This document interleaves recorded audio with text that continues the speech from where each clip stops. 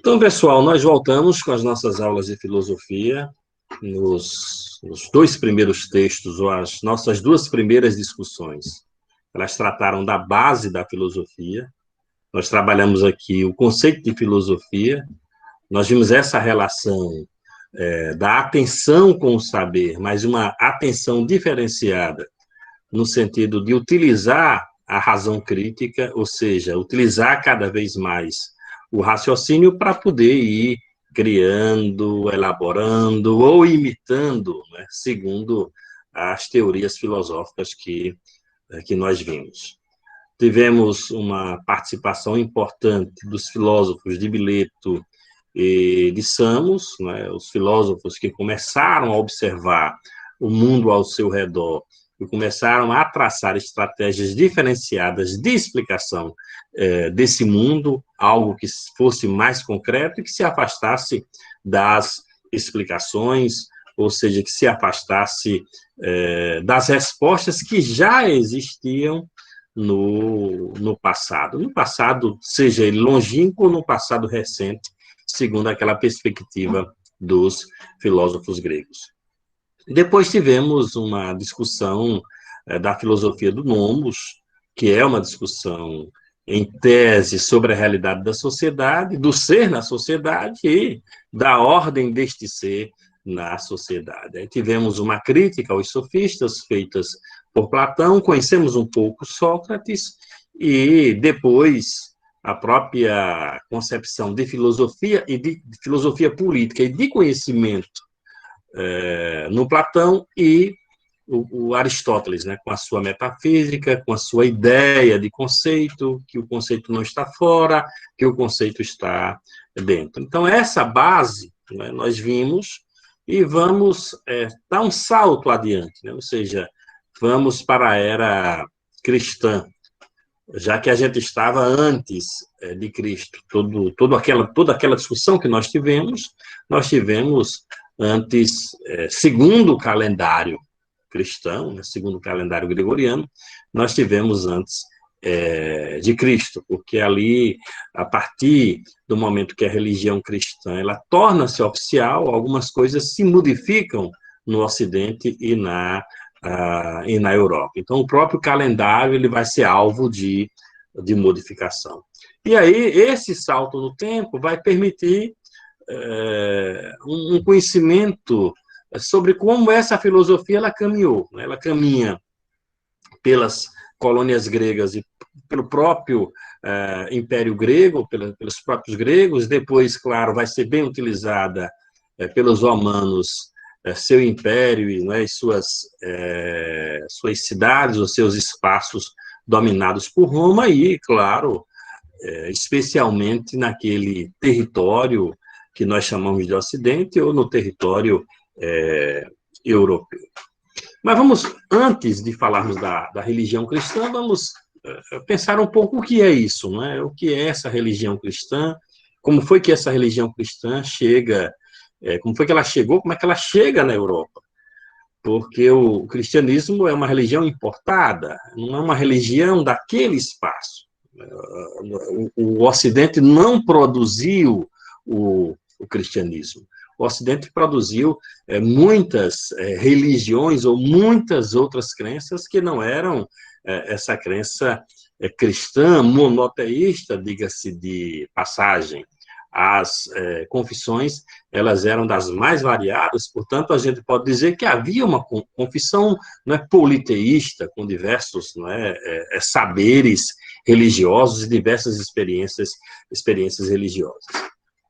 A confissão cristã, ou a religião cristã, ela é lá do Oriente Próximo, ela tem uma outra, digamos assim, base religiosa que também é monoteísta. Quem estuda e quem conhece o Antigo Testamento, são aqueles livros que contam a história deste monoteísmo judaico, sabe, né, que vão passar muitos anos para que o Messias, para que o anunciado, ele possa, digamos assim, ser reconhecido como o Cristo, né, o Salvador. Então, a confissão cristã, ela começa como confissão judaica, não é? Com os judeus lá atrás, com a fuga desses judeus, a saída desses judeus para uma terra prometida, para uma Canaã, terra prometida, a saída do Egito, os profetas, e a espera, claro, não é, do Salvador, né, do Cristo enviado. E, segundo os cristãos, não é, preciso lembrar que este ramo, digamos assim, da confissão, parte deste ramo da confissão não dar crédito a Jesus no sentido de dizer que ele é o enviado. É por isso que nós temos a confissão judaica ainda hoje. Não é? Nós que somos cristãos, né, e a nossa América Latina, a maior parte dela é cristã, nós somos da religião judaico-cristã, mas tem também a religião apenas judaica, né, que é a religião que existe até hoje, que é essa confissão mais antiga do que o cristianismo, e que os judeus ainda esperam a vinda do Salvador, do Cristo. Para eles, Cristo não veio ainda. Então, portanto, é bom lembrar, né, desta diferença entre judaísmo e cristianismo. E dizer que nós somos judaicos cristãos. Nós, enquanto cristãos, acreditamos que Cristo é o Salvador, que ele foi enviado segundo as promessas, né, do Antigo Testamento. Lembrar também, que é um fato interessante, que quando Cristo vive, enquanto Cristo vive, no tempo em que ele vive, naquele espaço, que não é o espaço europeu, já que a gente está falando de Ocidente, de Europa, quando a gente trata da filosofia greco-romana, enquanto ele viveu, o espaço ele era dominado por agentes romanos, ou agentes do Império Romano. Roma vivia aquele período de expansão, dominava vários espaços terrestres e, claro, não onde Jesus nasceu, naquela região do Oriente Próximo, Roma dominava. Então, houve ali,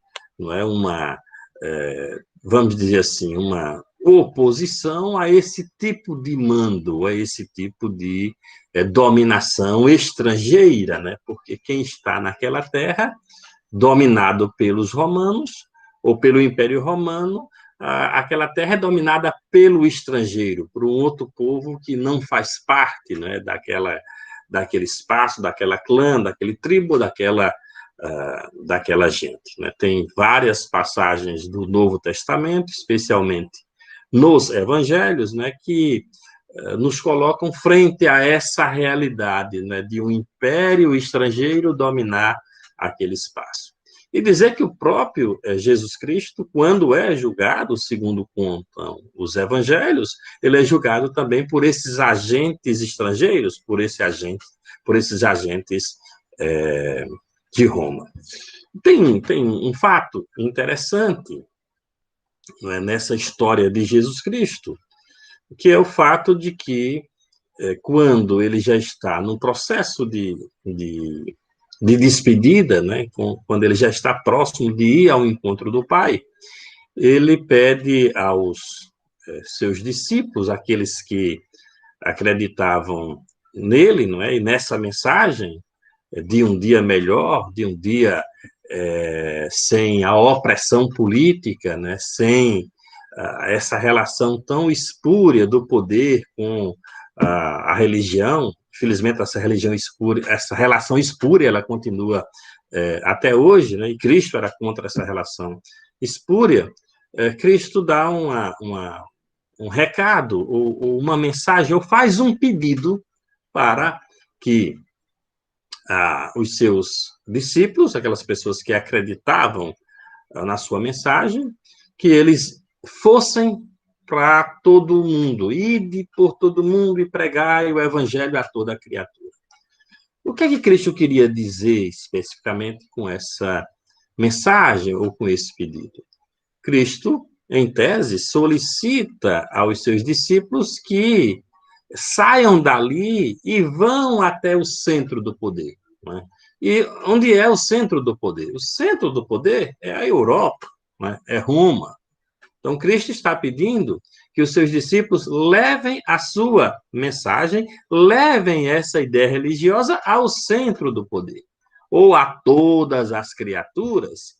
Em tese, as criaturas de que Cristo falava, em tese, essas criaturas são as criaturas europeias. Por quê? Porque desde a Europa, aqueles povos da Europa, e especialmente a civilização romana, ela dominava outros espaços. Então, Cristo acreditava que se essa mensagem chegasse até a Europa, ela teria a condição de se espalhar, né?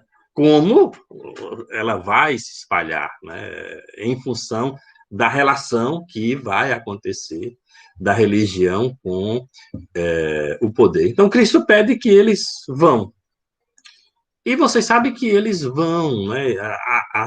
Os Atos dos Apóstolos, a Carta de São Paulo, algumas passagens ali do Novo Testamento, são passagens ou mensagens diretas, né? São mensagens diretas para esse centro do poder. Né? São Paulo aos Romanos, aos Gálatas, né? Aqueles livros que quem cristão, seja da confissão protestante ou católica, não é? Que faz parte, digamos assim, mais presentemente da confissão, das igrejas, conhecem, né, essas partes do Novo Testamento. E aí, claro que eles vão, né? Eles vão e vão sofrer muitos reveses, muitos reveses. Vão chegar num lugar em que você tem 3 desafios. Eu diria para vocês que os cristãos eles vão ter 3 desafios na Europa. O primeiro desafio é se encontrar com confissões diversas, com outras confissões. Inclusive, confissões oficiais, legitimadas pelo poder. Segundo desafio é enfrentar o próprio poder.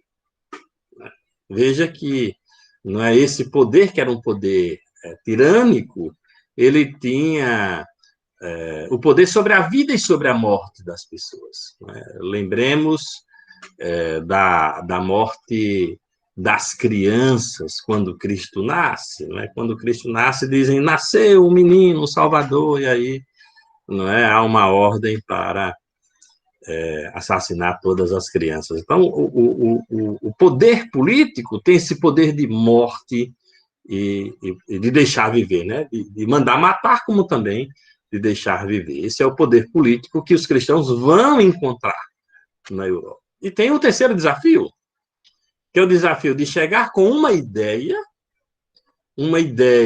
que trata da vida, da natureza, que tem elementos ali éticos, tem elementos da própria moralidade, da ordem da sociedade. Eles estão muito presentes nos 2 livros que nós conhecemos da Sagrada Escritura, tanto o Antigo como o Novo Testamento. Então, essa ideia que vai sendo levada, ela tem esse terceiro desafio, que é o desafio de se enfrentar com a ideia da filosofia, né?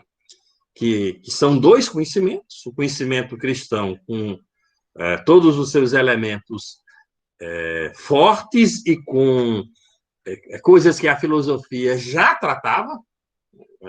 Nós vimos virtude, nós vimos o bem, nós vimos a questão da ética. Essas coisas são tratadas pelas ideias cristãs, né? Especialmente cristãs, não só judaicas, mas especialmente cristãs. Origem, arqué, veja, essas coisas elas já tinham sido discutidas pela filosofia. Então, a mensagem religiosa, a ideia religiosa, ela tende a se encontrar com a ideia filosófica. Então, aí é o terceiro desafio. Então, são três desafios terríveis. Três desafios que os cristãos vão ter que enfrentar a ferro e a fogo. E percebam que muitos desses cristãos que resolveram se entregar pelo anúncio de Cristo, eles pagaram e pagaram muito caro. Eles pagaram com a vida. Lembre-se que, se você pega, não é, os 300 anos até o cristianismo ser oficializado como religião oficial, 300 anos não são 30 dias, não são 3 anos, não são 30 anos. Veja que 30 anos, a gente pode dizer que é uma geração, são 300 anos. Então, foram 300 anos de muita luta contra esses três desafios, com muito sacrifício de vida, com muito sacrifício de vida, com muitos cristãos morrendo em função do anúncio da palavra. Lembre-se que uma das diversões do povo, né, do Império Romano, era ver as pessoas sendo consumidas por leões. Então, você tinha aquelas grandes arenas e tinha dia que você convocava a população para uma festa, né, para que ela entrasse em êxtase, né, para que aqueles sentimentos internos aflorassem no grito, né, no vai leão, come, come, pega, pega, né? Isso que a gente tem, infelizmente, não sei se posso emitir o juízo de valor de ruim, né? Não vou tentar emitir esse juízo de valor sobre nós mesmos. Mas a população, ela tinha isso. Muitos dos cristãos que eram presos, porque eram clandestinos e não podiam anunciar a palavra de Cristo lá em Roma, não tinha outro. Prendia o cristão, deixava ele lá na cela só esperando o dia do êxtase. O dia do êxtase, do vai leão, né? Come leão, pega leão. Era o dia em que, não é? Você reunia a população na arena, os cristãos já estavam lá numa cela, e aí soltavam os cristãos e o leão faziam a festa com esses, não é, cristãos. Então, perceba que não foi simples. Como eu disse para vocês, não estamos falando de 30 anos, nós estamos falando de quase 300 anos de muito sofrimento, mas de algo, acho que a gente poderia colocar como palavra-chave desse tempo, perseverança. Não é? Perseverança e esperança, né? Perseverar no intuito e esperar confiante.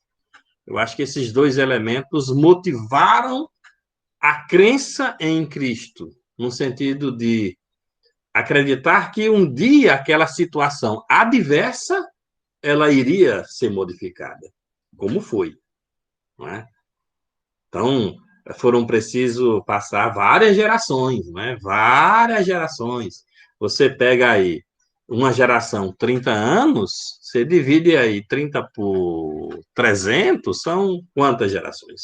Até que a, a confissão ela pudesse ser ouvida, ela pudesse ser entendida, e ela pudesse ser, neste caso, oficializada. Então, já por volta dos anos 300, o Império também não estava lá, essas coisas todas, né? A confissão, ela já tinha, mesmo na clandestinidade, ela tinha se espalhado, então tinha várias pessoas que acreditavam em Cristo, no cristianismo, e o poder, ele, neste caso, precisava de apoio. Então, tem um detalhe aí interessante. Então, você tem gente que pode apoiar se não for mais molestada, se não for mais procurada, se não for mais perturbada, se não for mais presa. E você tem um poder enfraquecido que necessita dessa gente. Aquele velho ditado que eu utilizo aqui sempre é a fome se encontrando com a vontade de comer.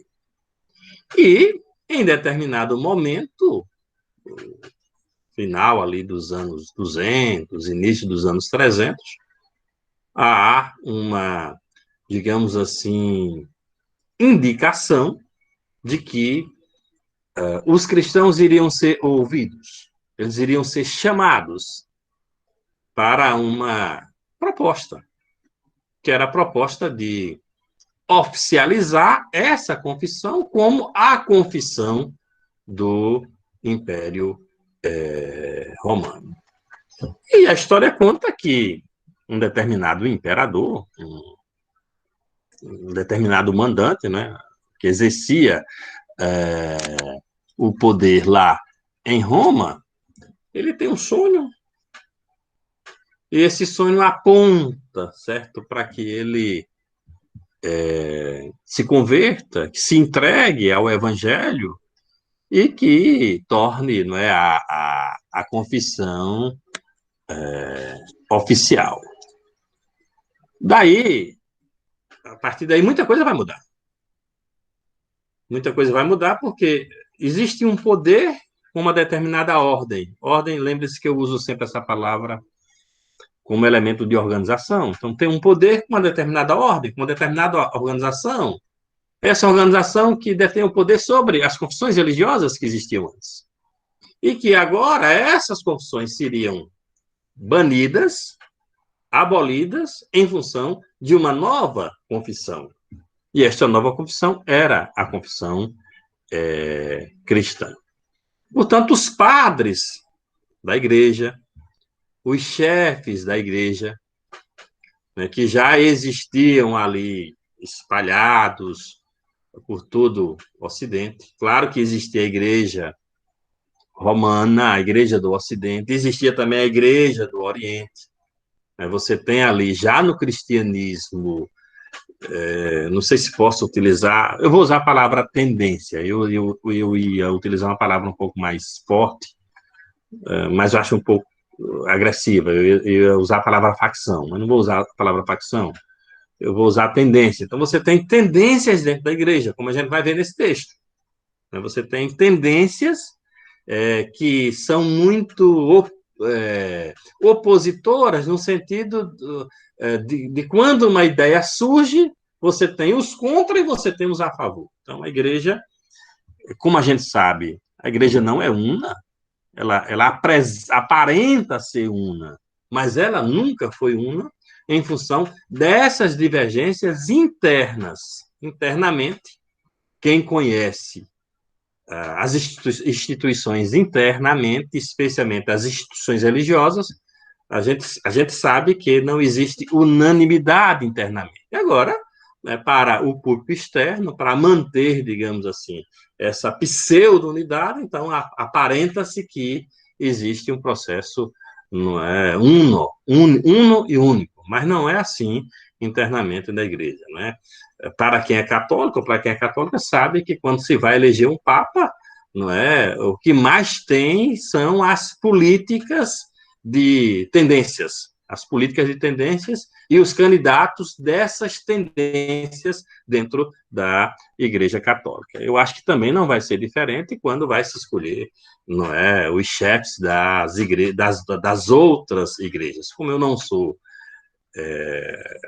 eu não conheço e não sou protestante, não sou das outras confissões, então não posso falar sobre as outras. Como eu sou católico e já trabalhei na igreja católica, eu posso dizer como, em tese, funciona essa instituição, como é que por dentro ela funciona. E estou falando dela quando estou tratando aqui da oficialidade e dos acordos que aconteceram lá pelos anos 300, especialmente nos primeiros 50 anos dos anos 300, ou dessa, vamos chamar assim, de era cristã, que aí você tem o início da era cristã oficial no Império Romano. Então, desde antes já haviam essas tendências dentro da igreja.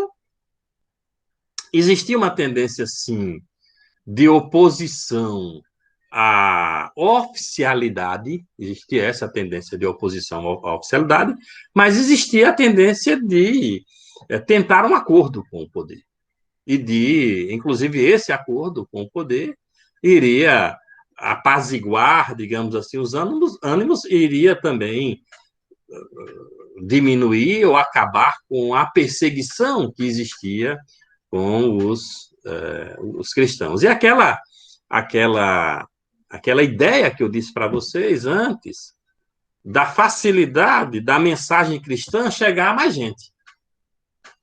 Se o Império Romano oficializa o cristianismo vai estar com a facilidade de poder chegar a mais gente em função da religião oficial ser a cristã.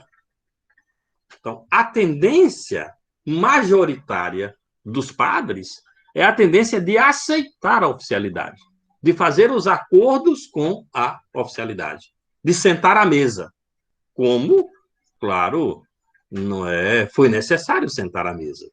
Não se institui uma religião oficial num império sem que acordos sejam feitos. E os acordos, eles serão feitos. Vão se sentar à mesa para esses acordos. E aí, eu vou tratar de poucos acordos aqui, porque não dá tempo eu contar a história do cristianismo, e essa não é a ideia, né? A ideia é que a gente chegue naquele desafio. Eu disse para vocês que tinha 3 desafios, e a ideia é que a gente trabalhe o terceiro desafio, que é o encontro do cristianismo, da ideia cristã, com a filosofia. Né? A nossa aula deve seguir para essa explicação. Mas antes dessa explicação, eu preciso mostrar para vocês o contexto. Que contexto foi esse, né? Que tempo é esse? E que acordos também foram esses que foram sendo elaborados ao longo do tempo. Lembre-se que a igreja não tinha uma estrutura, não tinha uma ordem oficial. Então, você não tem as suas estruturas. A igreja precisa montar essas estruturas. E precisa ter bases teóricas para que essa estrutura ela seja organizada e ordenada. Né? Por exemplo, o Papa. O título do Papa é o título de Sumo Pontífice. Ora, até a oficialidade da igreja, não existia o Sumo Pontífice religioso. Existia o Sumo Pontífice político. Quem era o Sumo Pontífice político? O imperador de Roma. O título máximo da sociedade era ser esse imperador, né, como Sumo Pontífice. Nos acordos que foram firmados entre os cristãos e o poder, o imperador concede ao chefe da igreja o mesmo título que, né, por tradição, é seu. Então, o chefe da igreja católica torna-se sumo pontífice, é o mesmo título do imperador. Veja a importância que a igreja vai tendo nesse processo de oficialidade. Claro que aí você vai ter que mexer com o calendário, e é algo que eu vou tratar com vocês aqui, especialmente essa coisa do calendário. É preciso instituir dentro do calendário romano festas religiosas da tradição cristã. E a tradição cristã tem determinadas festas ou determinadas celebrações que rememoram a história. O cristianismo ele é ritualístico. E a ritualística não é só coisa do cristianismo. Os gregos eram muito ritualistas. Os romanos também eram muito ritualistas. E o rito todo o rito serve para rememorar, ou para fazer com que o passado seja presente. Que essa memória, que é a memória do passado, ela se torne viva. Então, o rito serve para isso. E o cristianismo, ele é rico em ritos. Ele é rico em ritos. Porque ele faz o passado se transformar em presente. E aí, nós vamos ter celebrações ou festas memoráveis. Uma das grandes celebrações cristãs é a Páscoa. É o grande momento que é um momento, como vocês sabem, de renovação das promessas batismais. Você se batiza para ser cristão ou cristã, mas é preciso que essa relação com Deus, com Cristo, ela seja sempre, reavivada. Então, a Páscoa é esse momento de reavivamento. Não é que ele morre, mas reaviva no sentido de tornar aquela confissão ou aquela crença fortalecida. Daí a festa, digamos assim, da Páscoa. Mas claro que antes da Páscoa se celebra ou se lembra o sacrifício, que é o sacrifício de Cristo, que morre 3 dias antes para salvar os nossos pecados e ressuscita. E eu vou falar daqui a pouco, deste evento e como é um evento importante no calendário. Como eu falei para vocês, muitos acordos eles tiveram que ser firmados para que essa confissão pudesse ser oficializada. Por exemplo, existia uma festa no Império Romano, que era a festa do Deus Sol, do nascimento do Sol, a festa do solstício, é a palavra é difícil de ser pronunciada.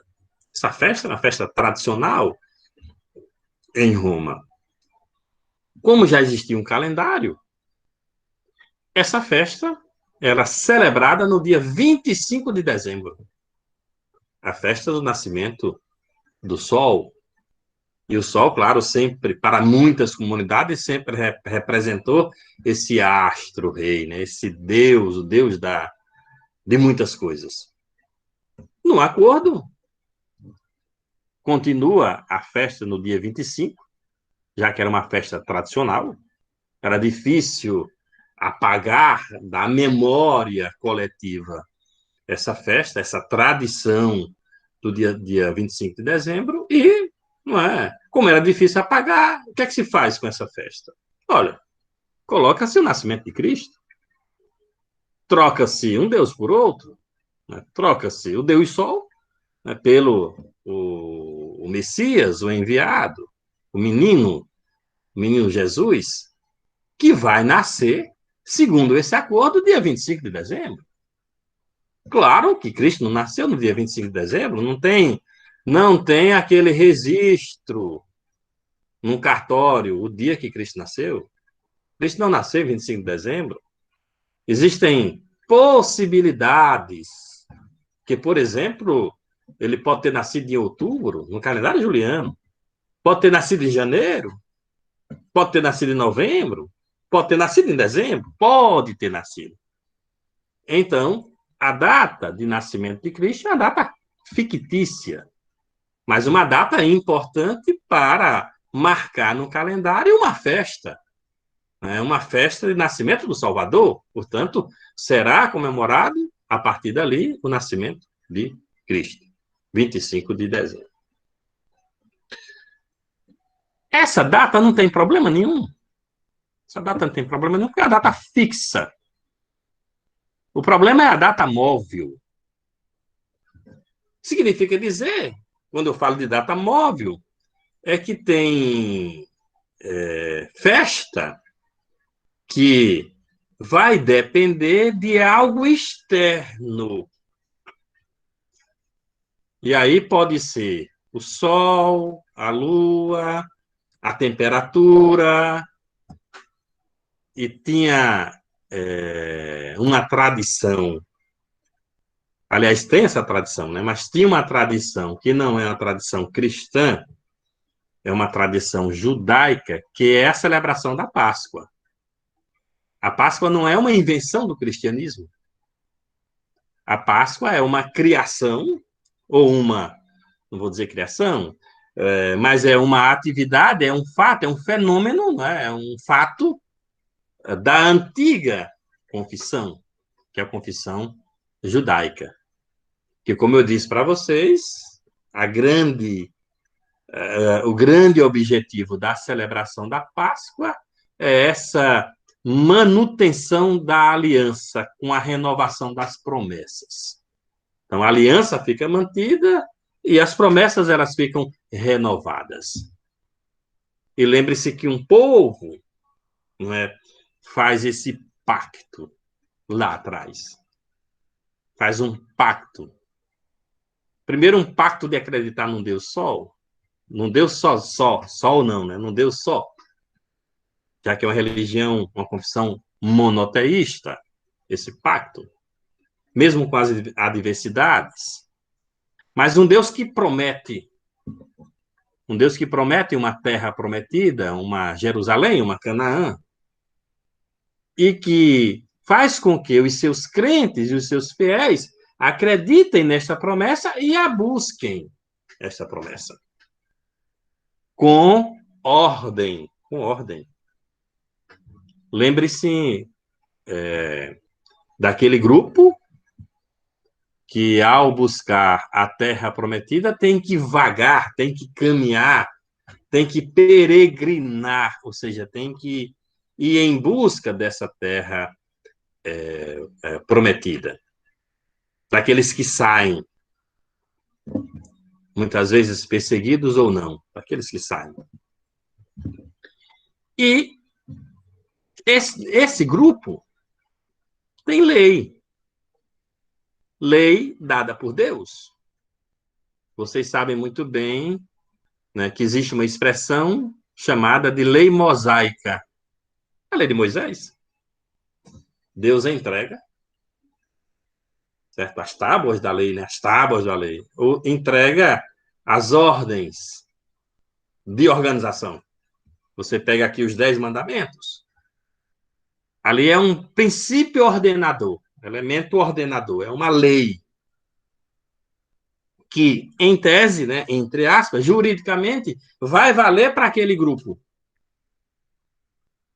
E ali é regra de convivência. Perceberam que boa parte dos mandamentos são regras de convivência? Claro que o primeiro mandamento, ele é o mandamento que precisa ser daquele jeito, porque ele precisa manter seus fiéis, os fiéis firmes na fé. E aí o primeiro mandamento era amar a Deus sobre todas as coisas. Porque esse mandamento mantém aqueles fiéis firmes. Depois vem os outros mandamentos que vocês conhecem. Regras de convivência, não matar, não roubar, honrar pai e mãe. Aí vocês sabem esses outros mandamentos. São leis, são mandamentos, ou é a lei que define como aquele grupo deve, neste caso, se comportar. E como eu falei para vocês, é o grupo caminhante, é o grupo peregrino, é o grupo que está buscando a sua terra prometida. E como demora, eles precisam, de tempos em tempos, renovar essa aliança. A aliança deles com Deus. Essa aliança será renovada neste evento que a gente está chamando aqui de... Que a gente está chamando, não, que nós conhecemos como Páscoa. Inclusive, existia um fato dentro desse evento que era um sacrifício. Quem conhece aqui a Sagrada Escritura sabe, né? Se sacrificava até pessoas. Dava-se o sangue da pessoa. Criança. Vocês sabem disso, né?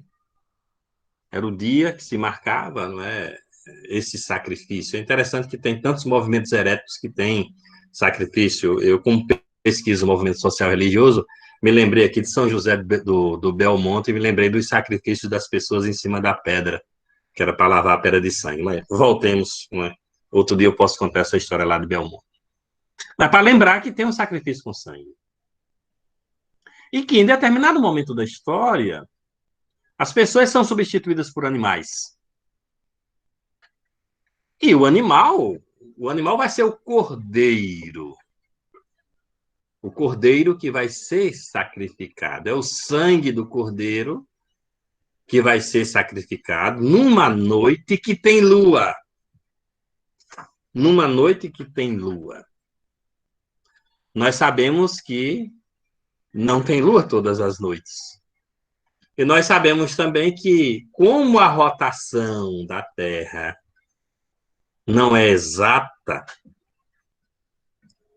pode variar essa lua cheia em termos de dia. Então, a lua cheia pode ocorrer numa segunda-feira. Quando ela voltar a ocorrer novamente, pode ser que ela ocorra numa sexta. Percebe a mobilidade? O elemento móvel? Então, tinha uma Páscoa, que era o sacrifício de um animal, que era realizado numa lua cheia. Esse é o fato dos judeus. Essa tradição de ser realizada numa lua cheia, ela vai ficar mantida na confissão cristã. Ela vai ficar mantida na confissão cristã. Mas é móvel, lembre-se, né? Aí a filosofia vai ajudar o cristianismo. Isso já em Roma, naqueles acordos que estavam acontecendo. É preciso os cálculos matemáticos. Lembram que os pitagóricos previam até eclipses? Então, eles entendiam. Eles sabiam, por exemplo, quando as folhas das plantas cairiam, quando as flores elas brotariam, porque eles investigavam. E os cristãos, os padres, os líderes, precisam desses números ou desses cálculos para colocar no calendário a festa da Páscoa. Lembre-se que agora não era mais o animal, mas teve sangue. Eis o Cordeiro de Deus, aquele que tira o pecado do mundo. Quem é o Cordeiro de Deus? Cristo. Que deu seu sangue. Daí a imagem de Cristo com sangue, seja, certo? No seu peito, não é? Na lança, não é? Que vai ali perto do seu baço, não é? Aqui nas mãos e nos pés, porque ele será pregado numa cruz. Então, Cristo dá o seu sangue. Cristo é sacrificado. Mas ali é o Cordeiro de Deus, o Cristo que é sacrificado para nos salvar. Mas um Cristo sacrificado que 3 dias depois vence a morte, vence o sangue.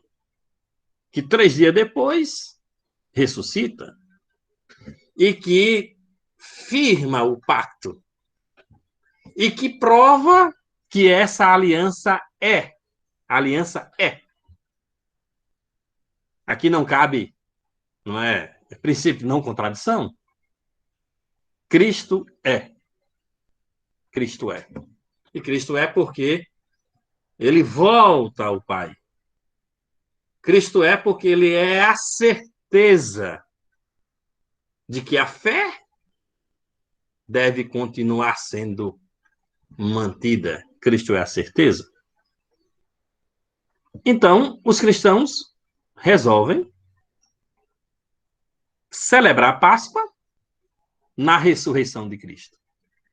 Claro, tendo a memória de 3 dias atrás, que é a memória da sua paixão, né? A gente chama esse 3 dias anterior de sexta-feira da paixão, né? Sexta-feira do sacrifício, sexta-feira, digamos assim, da morte, né? Da crucificação de Cristo. Precisa colocar isso no calendário. O que eles fizeram? Eles disseram, olha, vamos colocar na primeira lua cheia da primavera. Então, eles, né, já A lua cheia se mantém, e claro que eles trazem a questão do tempo, não é? Da temporalidade. Lua cheia em que tempo? Na primavera. Primeira lua cheia da primavera. Que lá na Europa é primavera. Para a gente é outono, que a primavera começa dia 21 para a gente aqui, né? Na Europa, primavera aqui é outono. Primeira lua cheia da primavera. Chama os matemáticos. Chama aquelas pessoas que investigam a rotação, quando é que a lua vem, quando é que é lua cheia, quando não é, quando é lua nova. Como varia, eu disse para vocês, pode ser numa segunda, pode ser numa sexta, então tem que ser, digamos assim, na primeira lua cheia. Essa primeira lua cheia, ela vai cair num domingo, claro, mas ela varia entre 22 dias, no espaço de 22 dias, dos meses de março e abril. Então, pode cair em um final de semana de março ou pode cair em abril. Claro, dentro dessa perspectiva, né? Ou dessa observação do futuro, né? Desse movimento da Lua, que vai ocorrer segundo esses cálculos matemáticos. Portanto, vocês, não sei se vocês já perceberam, não sei também se vocês vão lembrar, que na Semana Santa tem lua cheia. Vocês já perceberam isso? Que toda Semana Santa tem lua cheia? Que a lua fica cheia? Toda Semana Santa tem lua cheia. Certo? Pois, quem não viu, por favor, no ano que vem, lembre-se da aula de filosofia. Eu vou olhar para o céu. Vou olhar para o céu na Semana Santa. E claro que vocês já devem ter se perguntado por que é que Cristo morre em março e, às vezes, no outro ano ele morre em abril. Né? Porque é móvel, que vai depender de quando cai a primeira lua cheia daquele final de semana, né? Da primavera lá da Europa. Então, isso ficou acordado. Então, 25 de dezembro, nascimento de Cristo. Agora, a festa da manutenção da fé, da aliança, da certeza. É a festa da certeza. Como eu disse para vocês, é a festa do que é, né? Sem tergiversação, né? Ou sem questionamento sobre a sua ressurreição. Aqui não se questiona, se crê, se acredita. Mas tem outra festa, que ela também ficou móvel em função dessa festa, desta celebração da Páscoa. 40 dias antes. 40 é um número interessante. Vocês sabem que 40 representa aquele período que Cristo se recolhe, né? Que ele vai fazer as suas reflexões e que ele será tentado, mas ele não cede. A ele vai ser oferecido tudo para que ele deixe de ser, mas ele não cede. Então, aqueles 40 dias, né? São os 40 dias que a gente chama de quaresma, né? O tempo da quaresma. Tinha uma festa em Roma, que era uma festa, vamos dizer assim, eu sempre brinco com essa festa, que é a festa da putaria. Por que putaria, né? Um nome grosseiro, né? Esse nome putaria, a gente tem até, às vezes, receio de falar. Mas era uma festa do sexo. Era uma festa que, nesse dia, tudo estava liberado. Tudo estava liberado. Está aí, chamada de Carnavalle, festa da carne. Esse dia você, né, podia fazer tudo. Né? Era uma mulher com mulher, mulher com homem. Tinha carro alegórico. Carro alegórico, esses carros, né, alegóricos, né, puxado a cavalo, nessa festa. Você em cima daqueles carregóis, tava o pessoal tudo lá, ó. Ó, transando. Aí se bebia muito, ficava bêbado, transava, não sei o que, era a festa da carne. Nesse dia era permitido. Né? Um pouco parecido aí com o nosso carnaval, né? Claro, né? A origem dessa festa tem esse componente erótico, tem esse componente sexual. Tem, sem sombra de dúvidas. E a festa continuou. Resolveram deixar essa festa, já que era uma festa muito, muito popular. Mas introduziram nessa festa esse componente religioso. É um negócio interessante. Lembre-se que quando é que termina o carnaval? Qual o dia que termina o carnaval? Não é? Que a gente chama. Tem um dia que termina o carnaval, mas tem um outro dia, né? Seria oficialmente aqui no Brasil termina na terça, oficialmente, mas tem a quarta.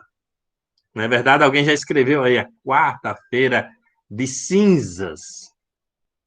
Quarta-feira de cinza. O que acontecia? O pecado tinha rolado nos dias anteriores da festa da carne, mas depois de 40 dias tinha a grande celebração da vida, da confirmação das promessas. Você não pode chegar lá com esse cheiro de sexo, com cheiro de carne. Não pode chegar lá. Então, aproveita-se os 40 dias para poder se purificar. E aí, na quarta-feira, tira-se a roupa, toda a roupa, faz-se uma fogueira antes, né? Aí pega aquelas cinzas da fogueira e toma-se um banho de cinzas. Começa ali o período de purificação de 40 dias, se preparando para celebrar a manutenção, a aliança. Então, entra-se num processo de quarentena, né, dos 40 dias.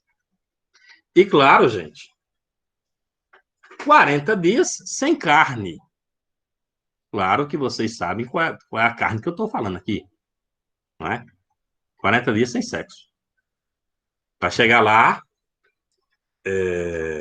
em tese pura, não é? Para poder firmar ou confirmar a aliança. Então, quarta-feira de cinzas, 40 dias até chegar a semana santa, certo? Claro que daí, depois, entenderam que carne também era carne de animal, e aí 40 dias sem comer nenhuma carne de animal, depois foram mudando esses dias, aí recentemente esses dias foram para quarta e para sexta, ainda tem gente que na sexta-feira não come carne, né, que é a sexta-feira da paixão, mas antes eram uns 40 dias. Primeiro 40 dias sem sexo, né, sem a carne humana. Depois os 40 dias, né, do entendimento dos 40 dias sem carne de qualquer tipo de animal. Então, percebam que esses acordos foram acordos que foram sendo feitos a partir dessa instituição da igreja que vai, neste caso, se oficializar, tornar-se oficial. E aí vem, certo? E aí eu começo a projetar para vocês aqui o slide, espero que vocês estejam compreendendo esse preâmbulo, né? Esse preâmbulo não está no texto, mas eu vou projetar aqui o slide.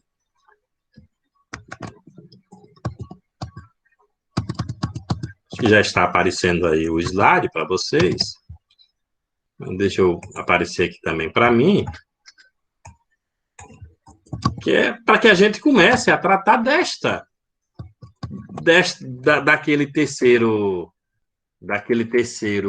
desafio, que é o desafio da religião, certo? Com a ideia, né? A ideia da religião cristã com a ideia da filosofia.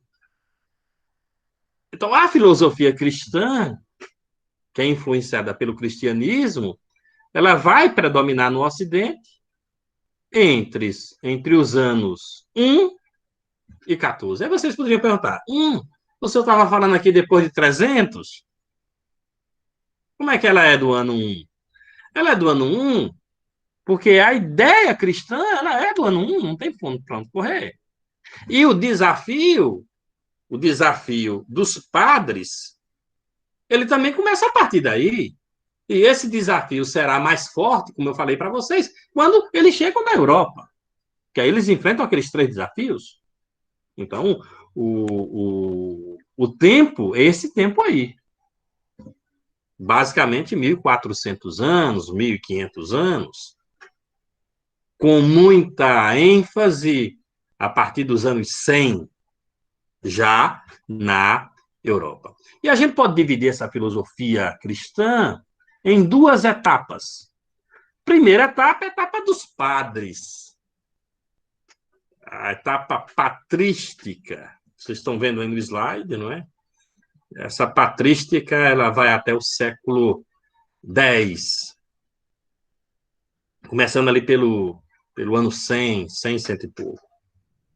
E a outra etapa, que vocês já ouviram falar também, que é a escolástica, que é uma outra fase desta filosofia cristã, que, em tese, é um reavivamento da primeira fase, ou um reforço a essa primeira fase da filosofia. E aí, né, eu queria trazer para vocês um outro, antes de falar propriamente da filosofia, um outro desafio, ou algo que, como eu disse para vocês, existem divergências internas que muitas vezes nós não percebemos essas divergências. Mas tem uma divergência, e aí eu acho que vou chover aqui no molhado, porque vocês sabem dessa divergência, que é a divergência em relação à quantidade de livros na Sagrada Escritura. Não foi fácil chegar a um acordo internamente, um acordo interno, né, da igreja, para montar ou estruturar a chamada Sagrada Escritura. Por que não foi fácil? Primeiro que muitos escritos se perderam. A maioria dos escritos, eles são memórias dos fatos. Então, é a memória que vai passando de pai para filho, que alguém escuta e anota aquela memória, já que na época, gente, seja a época lá dos judeus, ou seja a época em que Cristo nasceu, não existia esse negócio de você ter uma caderneta de campo anotando tudo. Cristo fala aqui, eu já anoto. Não, peraí ainda, né? Na hora que Cristo estava falando, não tinha ninguém com papel anotando. Isso é coisa de memória. E essas histórias, elas serão compiladas depois. Compiladas em livros, né? em 2 grandes livros. Um livro vai ser a história de antes e o outro livro vai ser a história de depois, seja o Antigo, o chamado Antigo, e o Novo Testamento. Então, não foi fácil. Até hoje não tem sido fácil. Porque até hoje, gente, tem gente tentando traduzir escritos antigos. Se tem gente tentando traduzir escritos antigos, é sinal que a Bíblia nem está pronta ainda. Que podem ter coisas que podem alterar a compreensão. Pode. Agora, é difícil porque tem línguas que você não tem como traduzir, porque não se encontrou instrumentos para essa tradução, né? Linguagens apropriadas, palavras apropriadas para essa tradução, muitas das quais que constam nas sagradas escrituras que existem, nas suas diversas línguas, adaptadas. Adaptadas, porque teve palavra que não se encontrou a tradução para ela. Mas nem por isso o livro ficou perdido, em função de algumas palavras. Se adaptou. E aí eu trago para vocês apenas, como eu disse para vocês, vou chover no molhado, essa querela, que ela continua até hoje, e que faz parte aí, digamos assim, da história cristã. Ou da história judaico-cristã. A Bíblia, não é? A Bíblia católica, ela vai ser definida em 363, numa reunião de líderes. Concílio, não é? Uma reunião dos líderes lá da Igreja Católica. Com o nome de Bíblia, do grego Bíblia, livros, indicam-se 73 livros considerados inspirados, distintos em Antigo Testamento, 46 livros, e Novo Testamento, 27 livros. O Antigo Testamento divide-se, por sua vez, em livros históricos, livros didáticos e livros proféticos. Os primeiros 5 livros históricos, Gênesis, Êxodo, Levítico, Números e Deuteronômio, são os livros da lei, o do Pentateuco. Eu disse para vocês que no cristianismo, especialmente nesse cristianismo antigo, tem muito de ordem de organização da sociedade, né? E lembre-se que a filosofia fala muito de ordem. É quando eles vão se encontrar, não é? Quando essas ideias elas irão se encontrar. O Novo Testamento é composto por 4 evangelhos, pelas cartas de São Paulo, pelas cartas dos apóstolos e pelo último livro, que é o Apocalipse.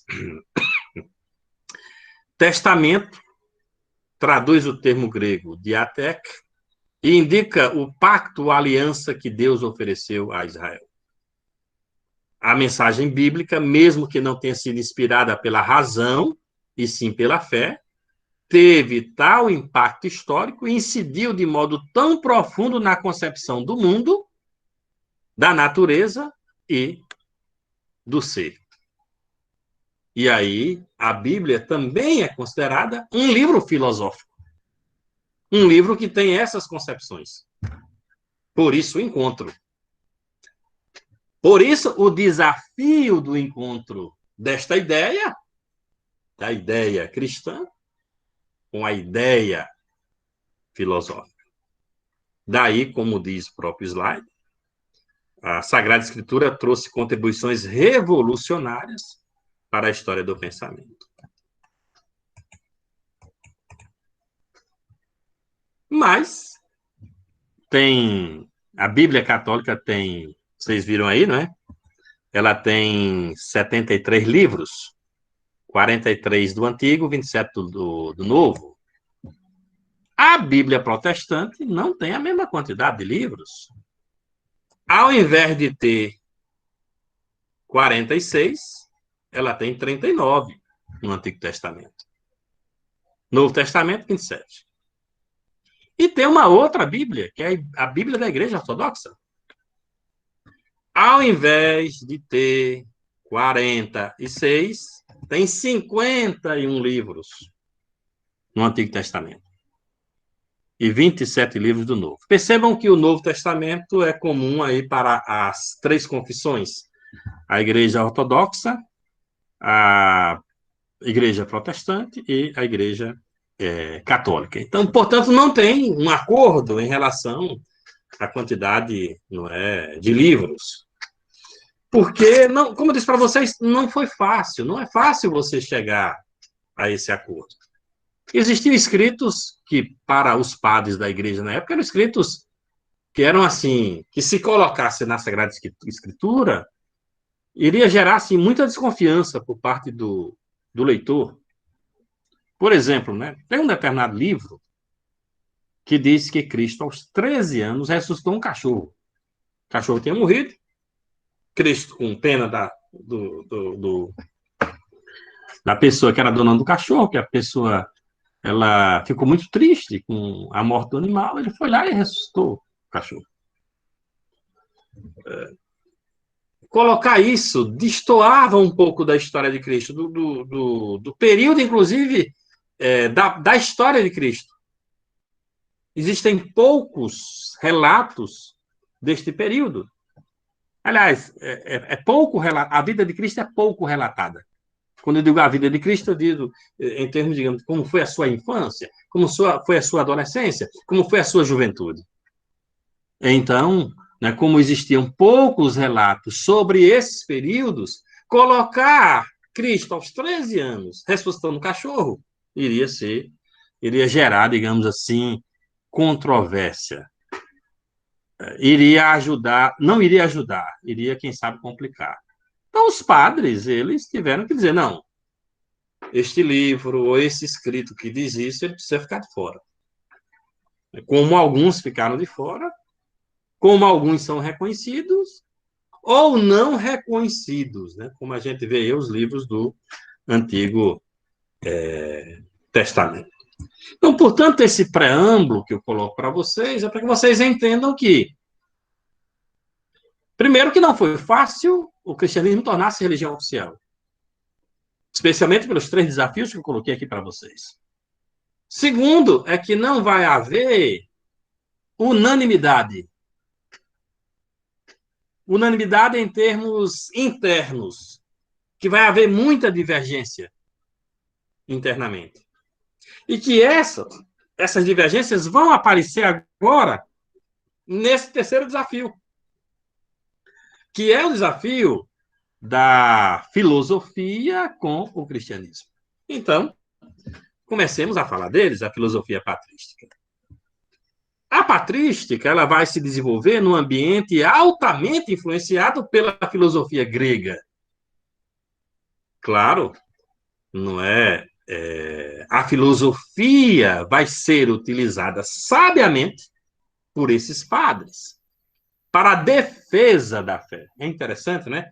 Algo, em tese, contra o saber religioso, porque apresentava uma outra forma de compreensão, que era o uso da razão, agora sendo utilizado para fortalecer a fé.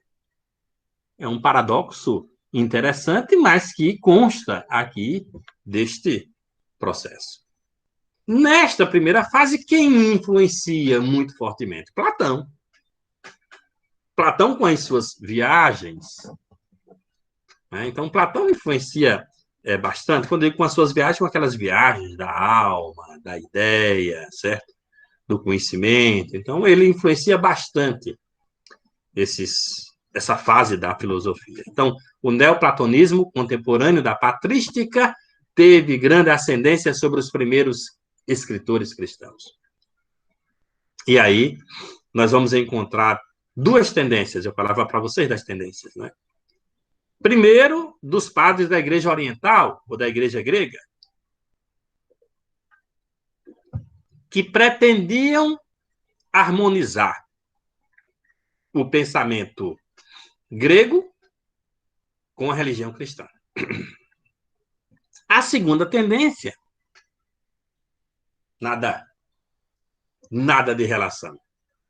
Não queremos essa relação. Aquilo, a filosofia, para esses padres, não tem nada a ver com religião. Então, nós vamos ter essa tendência. E aí, como eu disse para vocês, que vai ser um paradoxo,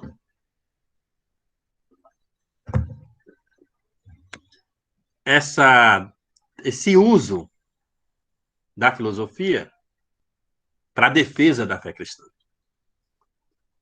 Especialmente quando os cristãos eram atacados. Existia uma crença, ou uma filosofia chamada aí de gnosticismo. Está aí no slide, não é? O que é esse gnosticismo, ecletismo filosófico e religioso que gerou a chamada heresia gnóstica? Redução da criação e redenção cristãs a coisas da própria natureza. Então, aquilo que era pregado pelo cristianismo era considerado por esses adeptos do gnosticismo como coisas naturais, como coisa da natureza. E aí tem muitos elementos da filosofia que vão ser contrários. Claro, tem elemento da filosofia que faz essa dedução, mas também tem elementos da filosofia que não. Você pega como o grande argumento do Arqué, que é o criador de todas as coisas, e dele deriva tudo.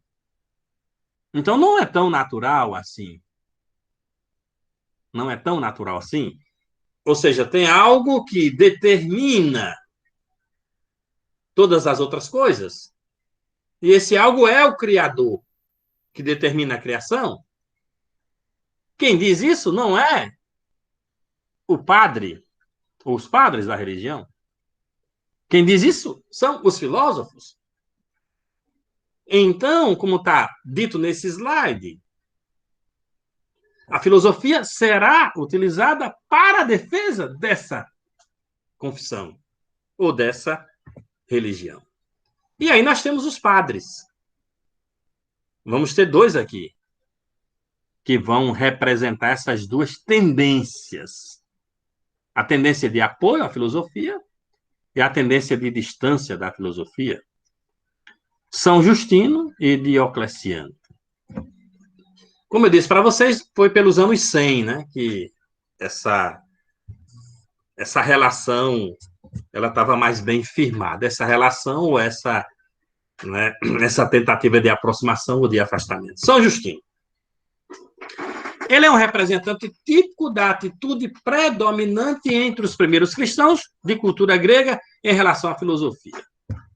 Ele parte do conceito de logos e estabelece uma ponte entre a filosofia pagã e o cristianismo. O logos é a sabedoria divina.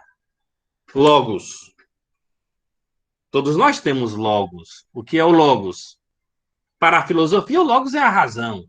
É a capacidade interna que nós temos, né, de compreender e de definir, de conceituar. Isso é o logos, isso é a razão.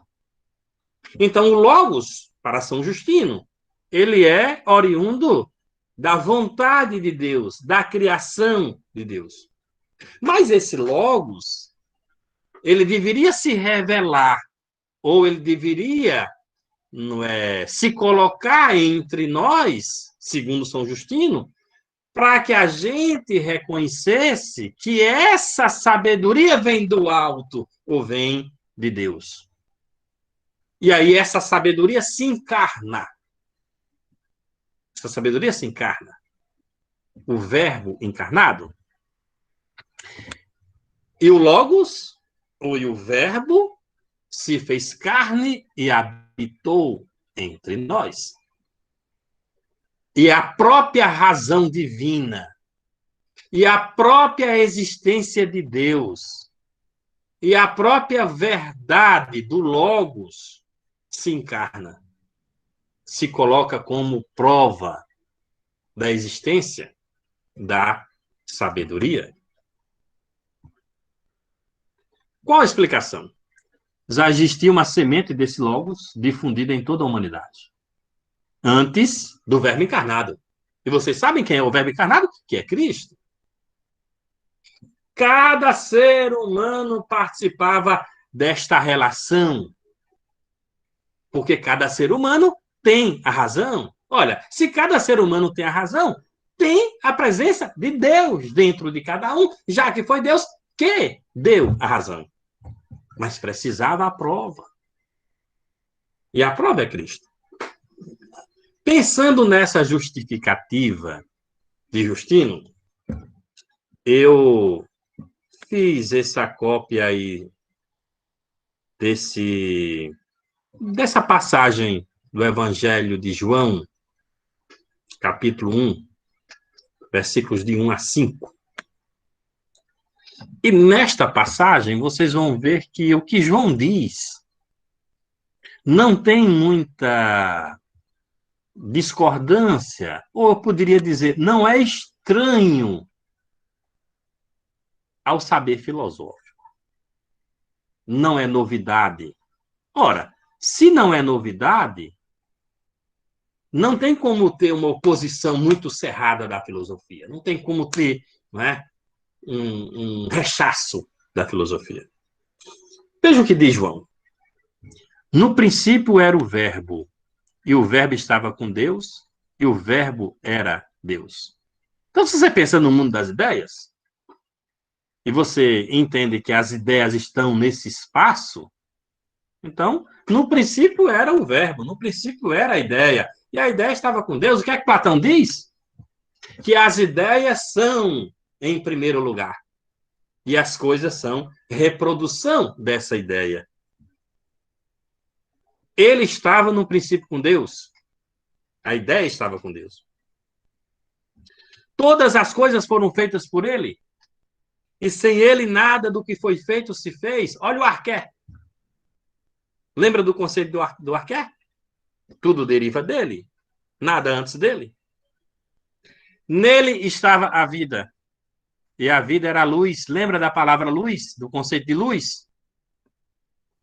Nele estava a vida, e a vida era a luz dos homens. Mário, que mandou para mim uma mensagem pelo e-mail. Veja aí, Mário. E a luz resplandece nas trevas, e as trevas não o compreenderam. Mito da caverna. E a luz resplandece nas trevas,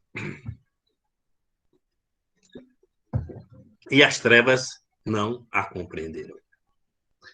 Então, percebam que nessa passagem do Evangelho não tem coisa estranha, não tem novidade, segundo as proposições, as compreensões e as explicações filosóficas. Claro que as explicações filosóficas não são religião, e a gente está falando aqui de religião. A gente está falando aqui de crença cristã. Veja uma citação de Justino. Veja uma citação de Justino. Nós recebemos a revelação de que Cristo é o primogênito de Deus. E anteriormente já afirmamos que ele é o Logos, do qual todo o gênero humano participa. Assim, os que viveram conforme o Logos são cristãos, mesmo que tenham sido considerados pagãos, como aconteceu entre os gregos, como Sócrates, Heráclito e muitos outros. Aqui é a defesa da filosofia. Claro que Heráclito, Sócrates, Parmênides não conheceram Cristo e nem tinha como, não é, gente? Nós estamos falando de 300, 400 anos antes de Cristo. Mas... Oi. Por que os escritos de Aristóteles tocavam meio que o terror na Igreja Católica? Toca o terror na Igreja Católica mais tarde, né? E a gente vai falar disso mais tarde, quando Aristóteles diz que religião é besteira, que você não chega a Cristo. Mas lembre-se que Aristóteles diz que quem cria é Deus. Então, só esse fato da criação ser Deus, ou seja, do primeiro ato ser Deus, ajuda a Igreja Católica a reafirmar esta posição de que Deus é o criador de todas as coisas. Claro, não é? Não deixando fazer a leitura de Aristóteles, mas se reportando a ele. Ou seja, usando um filósofo da magnitude de Aristóteles em seu bem proveito. E eu digo para vocês que essa foi a sabedoria da igreja. Se a igreja tivesse agido conforme o próximo padre queria, na próxima aula eu falo do próximo padre, né? Se a igreja tivesse agido conforme o próximo padre, meus irmãos, meus amigos, não é? A igreja não seria o que ela é hoje. Ela não seria. Então, aqui há uma sabedoria muito forte em fazer o casamento da razão com a fé. E aí dizer, olha, toda a sabedoria filosófica é coisa de Deus. Porque Deus é que dá o logos. Olha, se somos feitos à imagem e semelhança de Deus, se somos filhos de Deus, claro que temos, segundo o Padre, que temos essa sabedoria divina de Deus, que se revela com a razão, porque só a razão é capaz, segundo essa tendência, de fortalecer a crença. Só a razão é capaz de fortalecer a crença.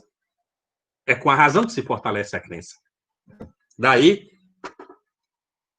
esse casamento que foi sendo construído a partir dos anos 100 e que será fortalecido com uma pessoa que vocês já ouviram falar, que é Santo Agostinho, que na próxima aula, né, eu trato tanto de Santo Agostinho, como eu vou tratar também, certo, do